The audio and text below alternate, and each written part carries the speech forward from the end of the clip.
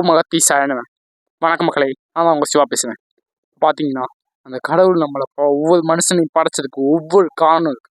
அந்த காரணம் என்னன்றதை நீங்கள் தான் உங்களுக்குள்ளே தேடி கண்டுபிடிச்சாகும். அதுக்கு நீங்கள் என்ன பண்ணுறீங்கன்னா, உங்களுக்குள்ளே தனிமைப்படுத்திக்கோங்க. தனிமைப்படுத்திக்கிட்டு இருளுக்கு போய்க்கோங்க. இருளில் போய் உங்களுக்குள்ளே நீங்கள் கேள்வி கேளுங்க. என்ன காரணம், என் பர்போஸ் என்ன அப்படின்னு நீங்கள் உங்களுக்குள்ளே கேள்வி கேட்டே ஆகணும். உங்களுக்குள்ளே இருக்கிற பர்போஸை நீங்கள் கண்டிப்பாக கண்டுபிடிச்சாகணும். இந்த உலகத்தில் ஏன் பிறந்தீங்க, அந்த கடவுள் உங்களை ஏன் பறிச்சா நீங்கள் யோசிக்கணும். நீங்கள் தேடி கண்டுபிடிக்கணும். கண்டுபிடிச்சா மட்டும்தான் உங்கள் வாழ்க்கை உண்மையாக நிரந்தரமானதாக இருக்கும். அதனால் உங்களோட பர்போஸ், உங்கள் வாழ்க்கையோட அர்த்தம் என்னன்றதை கண்டுபிடிச்சிக்கோங்க. அதுதான் நீங்கள் வாழக்கூடிய முக்கியமான அடையாளம். இரண்டாவது என்னன்னு பார்த்தீங்கன்னா, அந்த அடையாளத்தை நீங்கள் காப்பாற்றுறதுக்கு இப்போ நான் அதே மாதிரி தான். என்னோட பர்போஸ் என்ன, நான் இந்த உலகத்தை கடவுள் என்னை படைச்சதுக்கு காரணம் என்னன்றதை நான் கண்டுபிடிச்சிட்டேன்.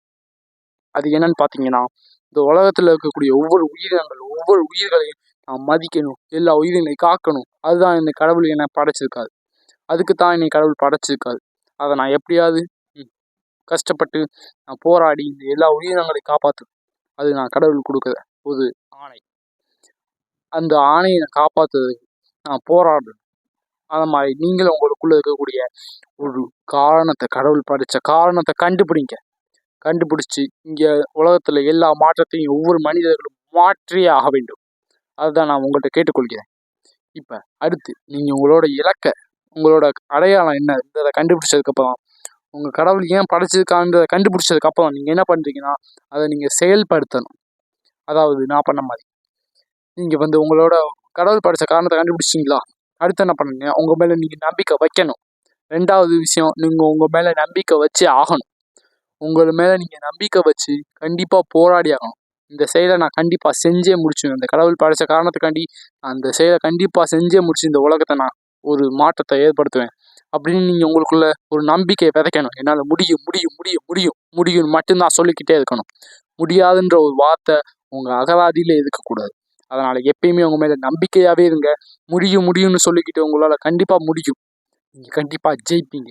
என்னைய மாதிரி நானும் என்னை நம்புகிறேன். நீங்களும் உங்களை நம்புங்க.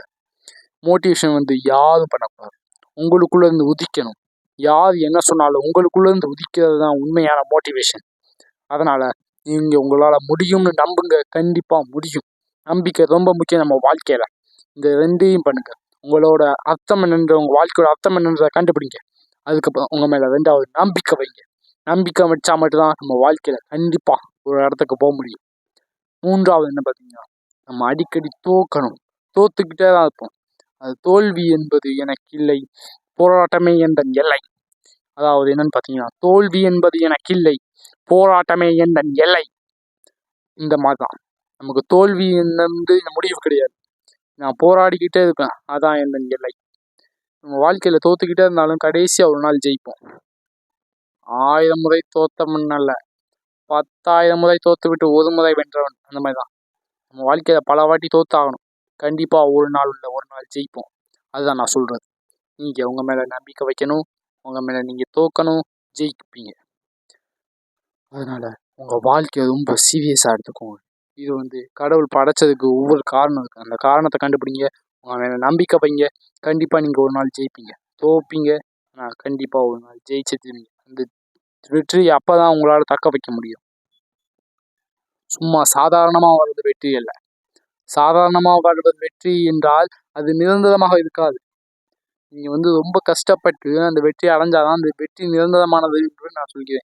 அதனால் உங்கள் வெற்றி என்றைக்குமே உங்களோட இருக்குன்னா, நீங்கள் என்ன பண்ணுறீங்கன்னா, நீங்கள் ஃபஸ்ட்டு உங்களோட இந்த கடவுள் படைச்சதுக்கு காரணம் என்னன்றதை ஃபஸ்ட்டு கண்டுபிடிங்க. ரெண்டாவது விஷயம் என்னென்னு பார்த்தீங்கன்னா, உங்கள் மேலே நீங்கள் நம்பிக்கை வச்சே ஆகணும். நம்பிக்கை வச்சா தான் கண்டிப்பாக ஜெயிக்க முடியும். மூணாவது என்னென்னு பார்த்தீங்கன்னா, நீங்கள் தோத்துக்கிட்டே இருக்கணும். ஒவ்வொரு வாட்டி தோக்கம் ஒரு ரீஸ்டார்ட் பண்ணுங்கள். ரீஸ்டார்ட். தோக்குறீங்களா, மறுபடியும் ரீஸ்டார்ட், மறுபடியும் முதல்ல இருந்து ஆரம்பிங்க. தோக்குறீங்களா, மறுபடியும் முதல்ல இருந்து ஆரம்பிங்க. அந்த மாதிரி நீங்கள் தோக்கணும், மறுபடியும் முதல்ல இருந்து ஆரம்பிக்கணும். தோக்கணும், மறுபடியும் முதல்ல இருந்து ஆரம்பிக்கணும். அதனால் நீங்கள் ரீஸ்டார்ட் பண்ணணும். மூணாவது, ஃபெயிலியர் ஆகுறீங்களா, தோக்குறீங்களா, மறுபடியும் திரும்ப ஆரம்பிக்க முதல்ல இருந்து.